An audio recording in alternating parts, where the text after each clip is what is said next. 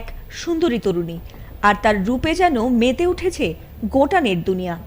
এমনকি অনেকে তাকে পাকিস্তানি অভিনেত্রী হানিয়া আমিরের চেয়েও সুন্দরী বলে তুলনা করেছেন।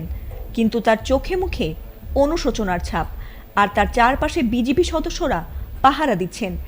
তারপর অভিযান শেষে তাকে আটক করা হয়। এমন ভিডিও হঠাৎ ভাইরাল হয় সামাজিক মাধ্যমগুলোতে। অনেকেরই প্রশ্ন, কে এই তরুণী আর কেনই বা তাকে আটক করা হয়েছে।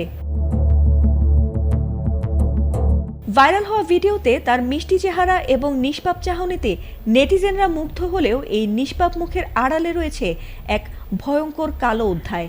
জানা গেছে ঘটনাটি কক্সবাজারের টেকনাফের, আর সেখানেই বিজিবির অভিযানে ধরা পড়েন ফাইজা আক্তার নামের এই রোহিঙ্গা তরুণী, যিনি মাদক সম্রাট জুবাইরের স্ত্রী বলে জানা গেছে।